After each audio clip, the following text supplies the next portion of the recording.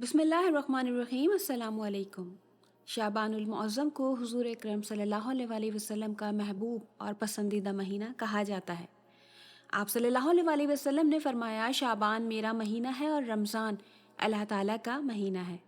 सुनन निसाई हदीस नंबर 2359 में हज़रत उसामा बिन ज़ैद रज़ी अल्लाह ताला अन्हु से मनक़ूल है कि मैंने रसूल अल्लाह सल्लल्लाहु अलैहि वसल्लम से अर्ज़ किया, ऐ अल्लाह के रसूल, मैंने आपको किसी महीने में इतने रोज़े नहीं रखते देखा जितने आप शाबान में रखते हैं। आप सल्लल्लाहु अलैहि वसल्लम ने फरमाया, ये वो महीना है कि रजब और रमज़ान के दरमियान आने की वजह से लोग उससे गफलत कर जाते हैं। हालांकि ये वो महीना है कि रब्बुल आलमीन के यहाँ इंसानों के आमाल पेश किए जाते हैं, और मैं चाहता हूँ कि मेरे अमाल जब अल्लाह ताला के सामने पेश हों तो मैं रोज़े से हूँ। इब्ने माजा की हदीस नंबर 1669 में उम्मुल मोमिनीन हज़रत आयशा सिद्दीक़ा रज़ी अल्लाह ताला अन्हा से रिवायत है कि उन्होंने फरमाया, मेरे ज़िम्मे रमज़ान के रोज़े होते थे तो मैं उनकी क़ज़ा नहीं देती थी हत्ता कि शाबान आ जाता। यानी आपके ज़िम्मे अगर रमज़ान के रोज़ों की क़ज़ा है तो उसके लिए बेहतरीन महीना शाबान है। वैसे किसी भी महीने में क़ज़ा रोज़ों को रखा जा सकता है। शाबानुल मुअज़्ज़म के महीने में एक शब है जो कि शब बरत कहलाती है। शब के मायने रात और बरत के मायने निजात या छुटकारा। सुनन इब्ने माजा हदीस नंबर 1388 में हज़रत अली रज़ी अल्लाह ताला अन्हु से रिवायत है कि रसूल अल्लाह सल्लल्लाहु अलैहि वसल्लम ने फरमाया, जब निस्फ शाबान की रात आए तो उस रात को क़याम करो और दिन को रोज़ा रखो। उस रात अल्लाह ताला सूरज के गुरूब होते ही पहले आसमान पर नुज़ूल फरमा लेता है और सुबह सादिक तुलू होने तक कहता रहता है, क्या कोई मुझसे बख्शिश मांगने वाला है कि मैं उसे मुआफ़ कर दूं? क्या कोई रिस्क तलब करने वाला है कि उसे रिस्क दूं?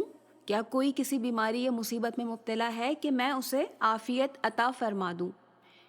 इब्न माजा की एक और हदीस नंबर 1390 में हज़रत अबू मूसा अशअरी रज़ी अल्लाह ताला अन्हो ने रसूल अल्लाह सल्लल्लाहु अलैहि वसल्लम से रिवायत बयान की कि आप सल्लल्लाहु अलैहि वसल्लम ने फरमाया, अल्लाह ताला निस्फ शाबान की रात अपने बंदों पर नज़र फरमाता है, फिर मुशरिक और मुसलमान भाई से दुश्मनी रखने वाले के सिवा सारी मखलूक की मग़फ़िरत फरमा देता है।